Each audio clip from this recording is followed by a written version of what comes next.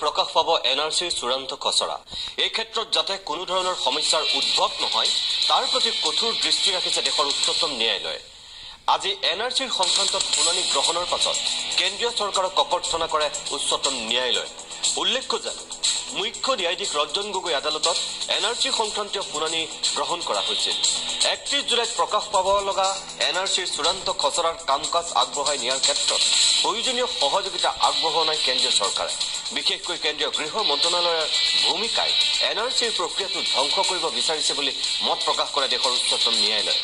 যদিহে কেন্দ্ৰৰ এই অসহযোগিতা অব্যাহত থাকে তেন্তে নিজাববীয়া ব্যৱস্থা গ্ৰহণ কৰিব দেশৰ স্পৰ্শকাতৰ এই বিষয়টোৰ সন্দৰ্ভত শীঘ্ৰেই এনআৰচিৰ বিষয়ববীয়া তলব কৰাৰ সম্ভাৱনাও উচ্চতম ন্যায়ালয়ৰ। কোনো ধৰণৰ বাধা বিঘিনি নোহোৱাকৈ 31 জুলাইত এনআৰচিৰ চূড়ান্ত খচৰা প্ৰকাশ পাবই লাগিব বুলি সকীয়াই দিয়ে দেশৰ সৰ্বোচ্চ ন্যায়ালয়ে। কেৱল এয়াই নহয়, এনআৰচিৰ উন্নীতকৰণত গুৰুত্ব নিদিয়াৰ বাবে কেন্দ্ৰীয় গৃহ মন্ত্ৰণালয় সমালোচনা কৰে দেশৰ উচ্চতম ন্যায়ালয়ে। যদি এনেদৰে এনআৰচিৰ উন্নীতকৰণত চৰকাৰ উদাসীন হয় তেনেহলে কেন্দ্ৰীয় গৃহ সচিবকো তলব কৰা হ'ব। ইফালে লোকসভা নিৰ্বাচনৰ বাবে এনআৰচিৰ কাম সম্পূৰ্ণ কৰিবলৈ 31 জুলাইৰ ভিতৰত 2 সপ্তাহ অতিৰিক্ত সময় বিচাৰি চৰকাৰে আগবঢ়োৱা প্ৰস্তাৱক নাকচ কৰিছে দেশৰ উচ্চতম ন্যায়ালয়ে।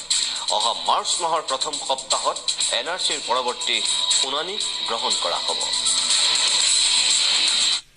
উচ্চতম ন্যায়ালয়ে কেন্দ্ৰীয় চৰকাৰক কৈছে যে কেন্দ্ৰীয় চৰকাৰে এই ৰাষ্ট্ৰীয় নাগৰিকপঞ্জী উন্নীতকৰণৰ গোটেই বিষয়টো আৰম্ভণিৰ পৰাই যিকোনো অজুহাতত বাধা দিবলৈ চেষ্টা কৰি আছে, ধ্বংস কৰিবলৈ চেষ্টা কৰি আছে।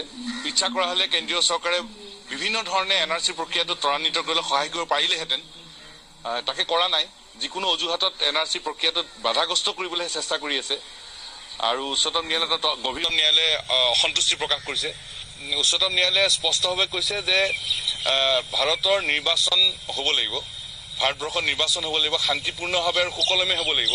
আৰু একে সময়তে ৰাষ্ট্ৰীয় নাগৰিকপঞ্জীৰ প্ৰক্ৰিয়াটো শান্তিপূৰ্ণভাৱে আৰু সুকলমে আগবাঢ়িব লাগিব। কোৰ্টে এটা কথা কৈছে যে অসম চৰকাৰ, কেন্দ্ৰীয় চৰকাৰ, বিশেষকৈ হোম মিনিষ্ট্ৰী, তেওঁলোকে ডে 1ৰ পৰা এনআৰচি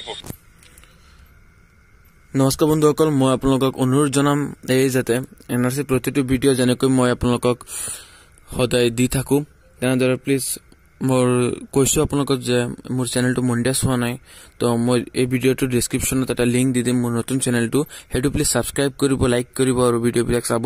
আপোনালোকক খুবেই প্ৰয়োজনীয় ভিডিঅ', তাত টেকনিকেল ভিডিঅ'বিলাক মই দিছো। আৰু এটা আপোনালোকক কথা ক'ব বিচাৰো যাতে ভিডিঅ'টোত কমচে কম লাইক কৰিব, শ্বেয়াৰ কৰিব, ভাল লাগে না। আৰু কিবা প্ৰফিট নাপাওঁ, লাইক কৰিলে মনটো ভাল লাগে আপোনালোকে। আৰু মোৰ নতুন চেনেলটো প্লিজ আকৌ কৈছো ছাবস্ক্ৰাইব কৰিব মোৰ নতুন চেনেলটো।